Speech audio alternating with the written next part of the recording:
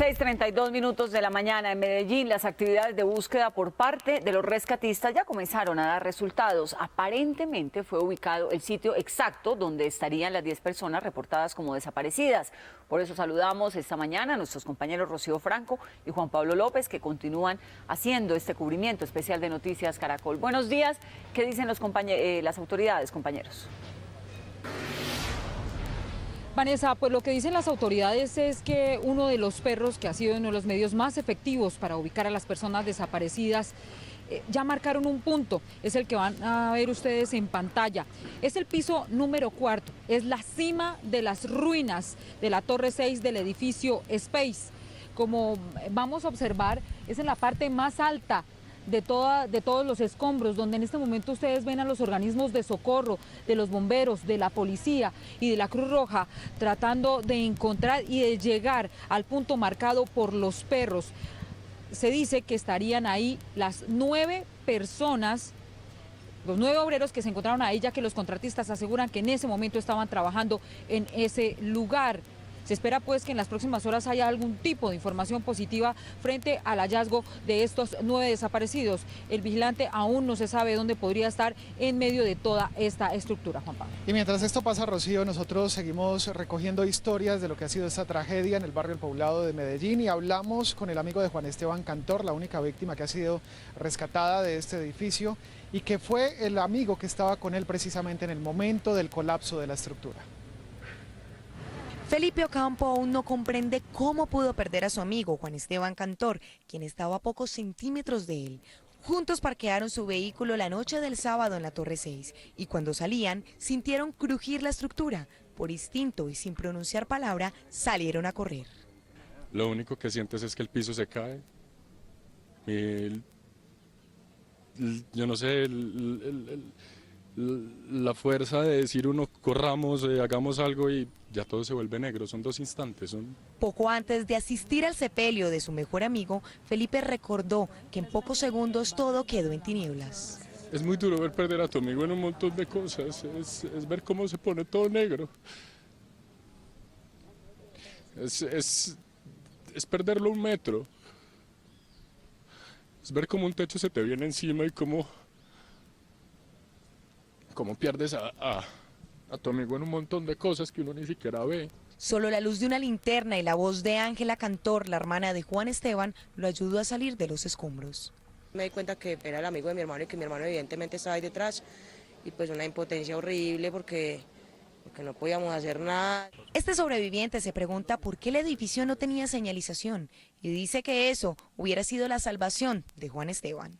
No hay delimitación, no hay nada, no hay ninguna señalética, no hay una cinta, no hay un cono. Felipe espera recuperarse de este trauma y ayudar a soportar el dolor por el que pasa la familia de Juan Esteban.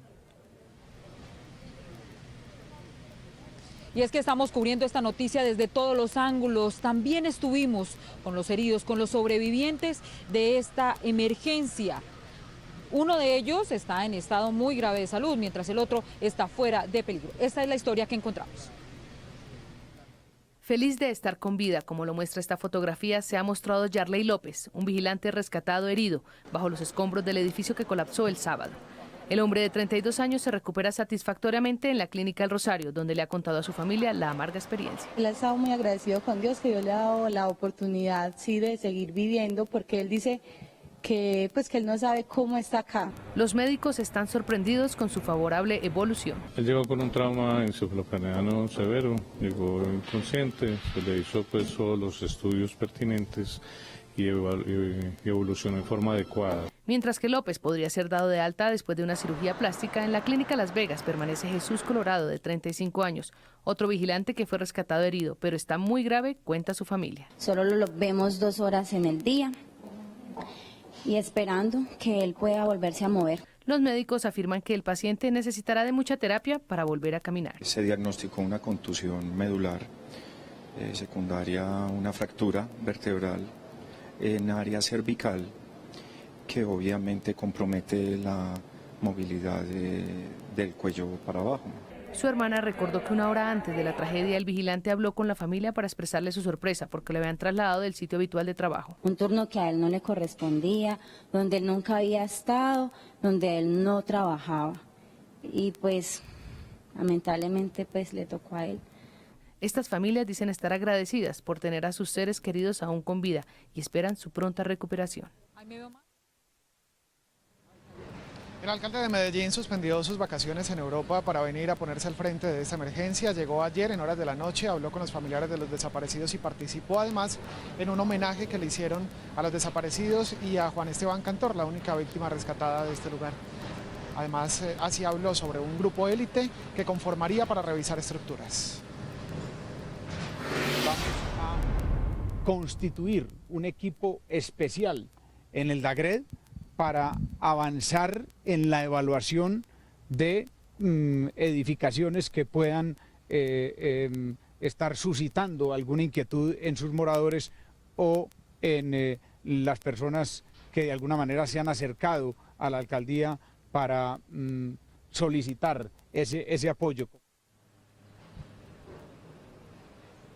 En última edición de Noticias Caracol, María Lucía Fernández habló con una de las personas que intentó ingresar a este lugar, a estas ruinas, buscando las mascotas. Él defiende su labor, mientras que las autoridades señalan que fue una imprudencia. Esto fue lo que dijo.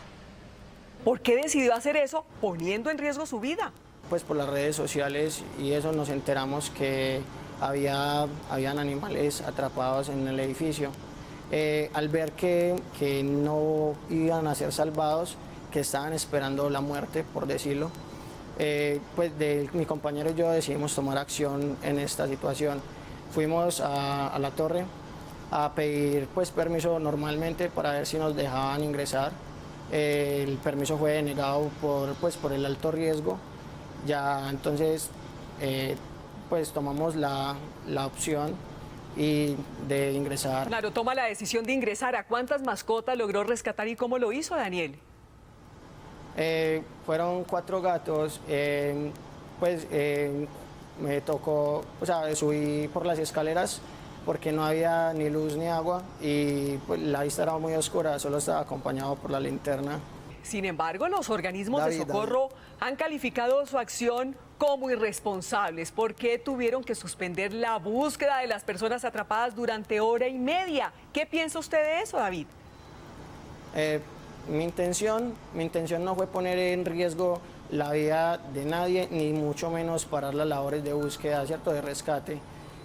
Solo que no podía dejar a los animales encerrados, ya que ellos también tienen vida y necesitaban de alguien que les ayudara.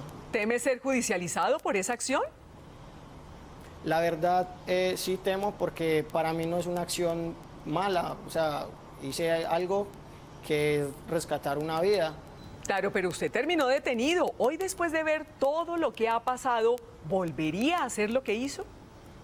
Sí, claro, lo haría, porque igualmente al ver que una vida está en riesgo y si tú puedes hacer algo por ello, uno lo hace. O sea, es mejor actuar que pensar, y sí, yo lo volvería a hacer. A través de redes sociales ayer y en el lugar donde están concentradas las personas que han sido evacuadas de estas torres, se convocó para una marcha a las 8 de la noche, una marcha con velas que pretendía rendir homenaje a los desaparecidos. Sí, quienes están muy de cerca de esta situación son los mismos damnificados, los mismos que abandonaron y tuvieron que salir de la torre 6 del edificio Space. Ellos y otras personas hicieron parte de este acto de solidaridad. Marchamos por no dejarlos solos, porque sepan que estamos aquí esperándolos, que queremos que salgan vivos, los esperamos vivos. No, tenemos toda la esperanza. Hay que señalar que seguimos cubriendo esta situación y estamos de lado de parte también de las víctimas, de estas personas, de los familiares, de quienes esperan alguna noticia de estos 10 desaparecidos. Ellos están en medio de la angustia y también esperanzados en que haya algún tipo de noticia favorable para ellos. Así es, hablamos con algunos de los familiares de las personas desaparecidas, nos contaron su historia. Albeiro Alcaraz, un obrero de Cañas Gordas, Antioquia, trabajaba con los ingenieros cuando se desplomó el edificio. Su madre, Gladys Pineda, aún tiene la esperanza de que esté con vida. Yo sé que él va a venir, porque yo presiento que él está vivo, pero al paso que va, yo creo que no lo vamos a encontrar vivo. El joven hincha del Atlético Nacional llegó a Medellín hace 7 años en busca de una mejor vida. Bajo estos escombros también está uno de sus patrones, el ingeniero Jaime Botero.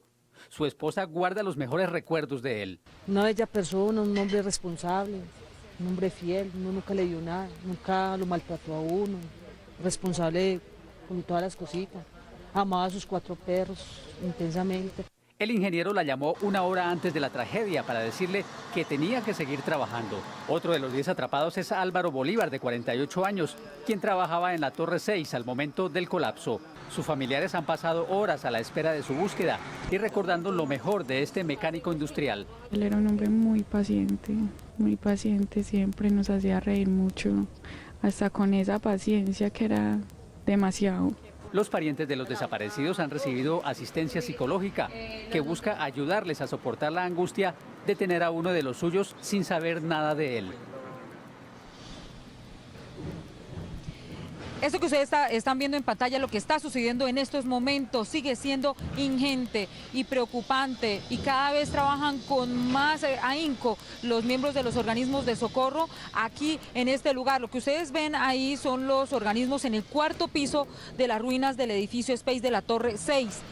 Hacia el lado hay unas plumas de largo brazo, esto con el fin de intervenir toda esta obra por encima y evitar hacer algún movimiento brusco que termine con lo que tiene que ver y con el cuidado que se está manteniendo frente a la torre número 5, que estamos hablando está en eminente colapso, según en las mismas autoridades. Y precisamente por eso, Rocío, ayer en la tarde se decretó una alerta naranja para los organismos de socorro, esto porque tenían que salir del sitio ante un desplazamiento de la torre 5. Minuto a minuto se está monitoreando qué pasa con la Torre 5 y se movió 6 centímetros, según pudieron detectar, y regresó a su punto. Por eso la alerta naranja y tuvieron que evacuar temporalmente las labores de rescate de los socorristas en ese lugar. La Torre 5 presentó un movimiento según la topografía, pero volvió a su estado inicial. Los socorristas están en este momento en una alerta naranja, quiere decir que están dentro de todas las alertas que tenemos en este momento. Cualquier llamado que se haga inmediatamente deben retirarse. Se espera que en las próximas horas el alcalde de Medellín sostenga una reunión con los familiares para que también luego sostenga una conversación con todos los organismos de socorro para tomar próximas algunas decisiones que se deben hacer con respecto a la torre número 5 y lo que tiene que ver con su desmonte. Nosotros estamos muy pendientes de lo que pase aquí en Medellín, minuto a minuto en noticiascaracol.com. Rocío Franco, Juan Pablo López, Noticias Caracol. Sigue creciendo la preocupación de los residentes de conjuntos donde también se han detectado grietas que podrían generar algún riesgo. En vivo vamos con Paola Bermúdez, quien se encuentra en una de esas urbanizaciones. Paola, buenos días. ¿Y qué tan grave podría ser la alerta que lanzan desde allí los vecinos? Hola Mónica, buenos días. Mire, depende de lo que logren comprobar ante las entidades. Hemos visto fisuras y hemos visto grietas en zonas comunes, pero antes estoy acompañada del superintendente delegado para asuntos jurisdiccionales, Felipe García Pineda, quien nos tiene justamente recomendaciones para la gente que se ve afectada porque empieza a haber este tipo de defectos en sus construcciones. Bienvenido a Noticias Caracol. ¿Y cuál es el procedimiento? ¿Qué deben hacer los usuarios que empiecen a encontrar grietas, fisuras y estos defectos? Muy buenos días para todos. Mire, el Estatuto del Consumidor le confiere a las personas que adquieran viviendas la posibilidad de solicitar la efectividad de la garantía. ¿Eso qué significa? Que se pueden dirigir en primer lugar directamente a la constructora para que les repare los daños que se están presentando en los inmuebles. En caso de que la constructora o bien no le atienda las reclamaciones o que la respuesta sea negativa, los consumidores están en la facultad de acudir directamente a la superintendencia a presentar una demanda jurisdiccional para que a través de esta demanda se solucionen sus problemas con la vivienda. ¿Qué puede lograr un consumidor una vez acuda a la superintendencia? En primer lugar, el consumidor puede solicitar o bien la reparación, como ya lo dije, pero también puede solicitar la devolución del dinero o el cambio del bien por uno de iguales o similares características. Muy bien, muchas gracias. Mientras tanto, les cuento que en este momento la Superintendencia de Industria y Comercio conoce de un total de 798 demandas que tienen que ver con temas relacionados con defectos en la construcción. Información desde el norte de Bogotá con Paola Bermúdez en Noticias Caracol. Paola, ¿podemos hacerle otra pregunta al doctor García de la Superintendencia de Industria y Comercio? Sí. Inmediatamente lo voy a... A propósito de todas las personas que se están viendo afectadas por las grietas que se presentan en sus edificaciones. Doctor García, es que quisiera preguntarle, lo que usted nos ha dicho suena muy bien en teoría, pero en la práctica esto no se ve. Hay más de 4.000 denuncias o quejas que han interpuesto precisamente ante la Personería de Bogotá y solo 1.400 de estas terminan en investigaciones y muchas de esas terminan a favor de los consumidores. ¿Qué pasa en este caso cuando la gente denuncia y no ve que se produzca un resultado? Buenos días. A ver, hay que diferenciar entre los trámites que adelanta la Personería de Bogotá o la Personería de cualquier municipio del país y las demandas judiciales que se adelantan ante la Superintendencia. En estos casos hay que decir que estos trámites tienen finalidades diferentes. Si el consumidor quiere que su derecho, el de su apartamento, su derecho particular, tenga algún tipo de reconocimiento por parte de una autoridad, tiene que acudir directamente a la Superintendencia. Yo le puedo hablar por la Superintendencia de Industria y Comercio, en donde allá atendemos todas las demandas que presentan los ciudadanos y al final del proceso, como en cualquier trámite judicial, habrá una sentencia en donde se le reconocerán los derechos de acuerdo con las pruebas que se recauden en este proceso. Hablemos de su caso concreto. ¿Cuántas quejas se han puesto ante la Superintendencia y cuántas han solucionado a favor de los consumidores? Nosotros tenemos en la actualidad alrededor de 800 demandas, de las cuales hemos fallado sentencias que tengamos en este momento alrededor de 84 sentencias, de las cuales entre el 70 y el 77%, me excusa ahí la pequeña diferencia que pueda tener, son a favor de los consumidores. Hay que decir que la gran mayoría de los casos que hemos fallado en la Superintendencia se reconocen los derechos de los consumidores cuando se trata de bienes inmuebles. Muy bien. Es el doctor García de la Superintendencia de Industria y Comercio respondiendo estas preguntas. Muchas gracias por estar esta mañana aquí en Noticias Caracol. No, muchas gracias a ustedes. Gracias a Paola también. Y seguimos hablando de residentes que se quejan de las construcciones. En Santa Marta, el colapso de una pared de un edificio en construcción estuvo a punto de ocasionar una tragedia. El hecho se registró en el centro vacacional Centauro, que queda en el Rodadero. Testigos aseguraron que la pared se desprendió y cayó sobre el techo de una vivienda vecina en donde se hallaban varias personas. Cayó encima del techo de nuestra vecina y tumbó techo de la sala, techo del comedor, acabó con todo y milagrosamente se salvó una bebecita que estaba durmiendo en un cochecito contra la pared. Y en Barranquilla, 8 edificaciones ubicadas en la zona de Campo Alegre se encuentran en peligro de colapsar. Los afectados piden ser reubicados. Estas enormes grietas en paredes y techos que se registran en varios edificios ubicados en el sector de Campo Alegre, noroccidente de Barranquilla, tienen a muchos de sus habitantes temerosos de que ocurra una tragedia. Aunque hay una orden judicial de evacuar los apartamentos, muchos habitantes siguen allí y justifican su permanencia. El dinero que nos están dando para la renta no es suficiente para mudarse. Entonces las personas que se han ido, la mayoría viven en casas de familiares. Son cerca de 8 edificaciones cuyas estructuras están agrietadas y en peligro de colapsar, ya que fueron construidas en zonas de alto riesgo. Son aproximadamente unas 1000 familias las afectadas que a través de demandas reclaman la reubicación o la compra de sus viviendas. Nos han dado siempre a favor de que tenemos el pleito ganado, pero nunca nos han solucionado nada. Unos 300.000 millones de pesos les costaría al distrito de Barranquilla y a las constructoras pagar a los afectados de Campo Alegre, dice el abogado que lleva el proceso. De los cuales al distrito le correspondería, de acuerdo a lo que ha dicho el Consejo de Estado, el 50% y a los constructores el otro 50%. La alcaldesa Elsa Noguera asegura que su administración no cuenta con estos recursos. Los recursos para comprar apartamentos de 100 millones, de 150 millones, de 200 millones de pesos, no los tenemos en el banco. Noticias Caracol intentó hablar con algunos de los gerentes de las constructoras comprometidas, pero no fue posible. A propósito del tema, el Ojo de la Noche estuvo con las víctimas en Campo Alegre Atlántico. Said Gómez nos cuenta qué encontró. Buenos días, Said. Buenos días, Juan. Efectivamente son más de 60 familias que viven en este conjunto residencial Privilegios, quienes durante la noche, además de vivir con la incertidumbre, luego de que habitan esta zona considerada como una zona de alto riesgo, durante la noche tienen que salir a vigilar por medio de turnos para evitar que los ladrones saquen las viviendas donde ellos habitan. Armados, pero de mucho valor, pasan las noches habitantes del conjunto residencial Privilegios de Campo Alegre, quienes deben realizar rondas en las noches para evitar que los ladrones desvalijen sus apartamentos. La gente saquea a los indigentes, los recicladores, quieren venir a dormir aquí, pues eso atenta contra nuestra seguridad. Hemos tenido que hacer rondas y los padres de familia hacer turnos. Residentes del conjunto afirman que las más de 60 familias que esperan una indemnización por parte de la alcaldía deben, según ellos, nombrar guardianes nocturnos. Nosotros por las noches nos turnamos en familia, ya que el bloque del frente lo desocuparon.